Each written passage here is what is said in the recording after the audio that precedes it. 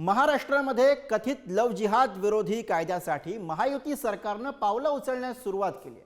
Police महासंचालकांच्या नेतृत्वाखाली 7 सदस्यांची समिती नेमली गेलेली आहे। यामुळे हा कायदा केवळ लव जिहाद विरोधी असेल की धर्मांतर विरोधी कायदा असेल असे प्रश्न उपस्थित केले जात आहेत। पण दुसरीकडे या कायद्यावरनं महाविकास आघाडी असो किंवा मग महायुती असो यांच्यामध्ये मतमतांतर आपल्याला बघायला मिळतात। बघूयात या संदर्भातला हा सविस्तर रिपोर्ट।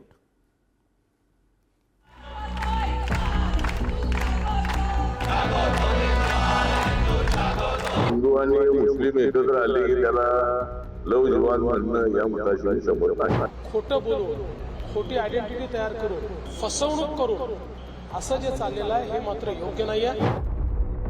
लव जिहाद विरोधी कायद्यावरून आता महायुतीतील घटक पक्षातच जुंपली आहे। केंद्रीय मंत्री रामदास आठवले यांनीही या कायद्याला उघडपणे विरोध केलाय। हिंदू मुस्लिम मुले मुली एकत्र आल्यास त्याला लव जिहाद म्हणणं योग्य नाही असं परखड मत मंत्री आठवलेंनी व्यक्त केलंय। मुस्लिम आणि हिंदू एकत्र आले की लगेच त्याला लव जिहाद म्हणणं हे काय योग्य नाही आहे। ठीक आहे, भूमिका बाकीच्या लोकांची असेल, एवढी भूमिका अशी घेणं योग्य नाही असं माझं मत आहे। त्यामुळे समिती ते नेमली असेल, शुक्ला मॅडमच्या अध्यक्षतेखाली त्यांनी अभ्यास करावा। त्यामुळे मला असं वाटतं की हिंदू आणि मुस्लिम एकत्र आले की त्याला लव जिहाद म्हणणं या मताशी मी सहमत नाही। एका धर्मातल्या व्यक्तीने दुसऱ्या धर्मातल्या व्यक्तीशी लग्न करणं हे गैर नाही, पण खोटं बोलून खोटी आयडेंटिटी तयार करून त्या ठिकाणी फसवणूक करून अशा प्रकारचं लग्न करायचं आणि मुलं जन्माला घालून सोडून द्यायचं, ही जी प्रवृत्ती चाललेली आहे, हे जे फूस लावणे, फसवणूक करणे, जाणीवपूर्वक खोटारडेपणा करणे असं जे चाललेलं आहे हे मात्र योग्य नाही आहे। आणि म्हणून या संदर्भात जी काही योग्य कारवाई आहे ती राज्य सरकार करेल। राज्यात लव जिहादच्या वाढत्या घटनांच्या पार्श्वभूमीवर लव जिहाद विरोधी कायदा करण्यात येणार आहे। यासाठी राज्य सरकारने पोलीस महासंचालक यांच्या अध्यक्षतेखाली एक विशेष समिती गठीत केली आहे। ही समिती राज्यातील सध्याच्या परिस्थितीचा अभ्यास करून लव जिहाद, फसवणूक आणि बळाचा वापर करून केलेले धर्मांतरण यावर उपाययोजना सुचवून कायद्याचा मसुदा तयार करणार आहे।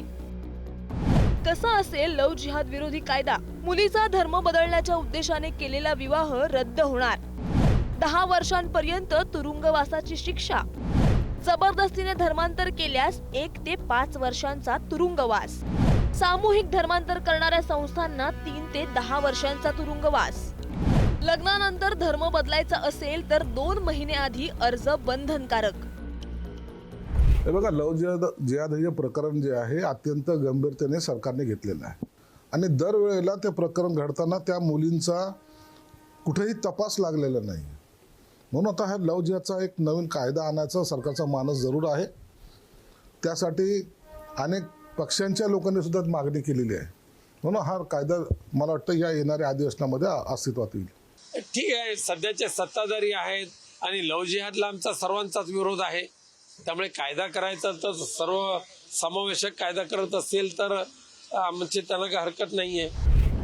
लव जिहाद विरोधी कायद्यावरून महायुती आणि महाविकास आघाडीतही 2 गट बघायला मिळत आहेत। रामदास आठवलेंच्या रिपाईंचा या कायद्याला विरोध आहे, तर अजित पवारांच्या राष्ट्रवादीनं देखील आपली अधिकृत भूमिका अद्याप स्पष्ट केलेली नाहीये।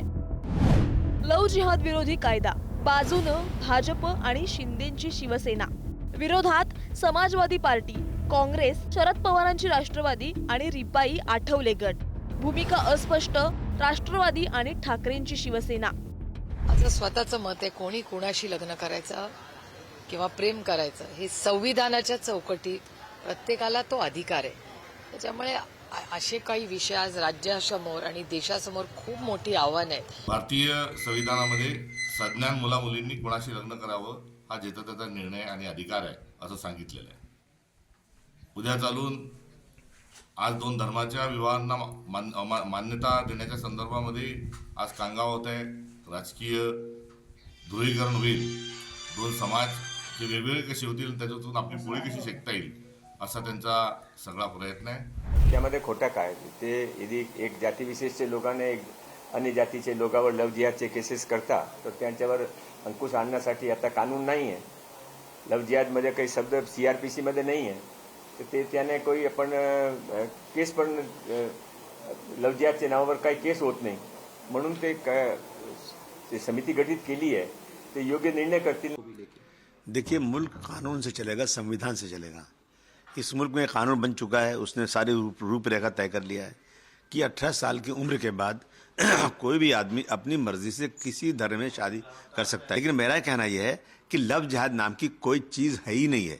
ये एक इनकी जो है इनकी मानसिकता, इनका पागलपन एक लव जिहाद नाम ला रहा है. ये चीज़ें जो है ना सिर्फ और सिर्फ मुसलमानों को परेशान करने के लिए ये किया जा रहा है. एका धर्माच्या व्यक्तीनं दुसऱ्या धर्माच्या व्यक्तीशी लग्न करणं यात गैर काही नाही, पण खोटं बोलून स्वतःची ओळख लपवून आंतरधर्मीय लग्न केलं जात असल्याच्या घटना समोर आल्या आहेत. मात्र बळजबरीनं किंवा प्रलोभनाने धर्मांतर केल्यास कायद्यानं शिक्षेची तरतूद आहे. त्यामुळं हा कायदा केवळ लव जिहाद विरोधी असेल की धर्मांतर विरोधी कायदा असेल, असे अनेक प्रश्न उपस्थित केले जात आहेत. ब्युरो रिपोर्ट, पुढारी न्यूज.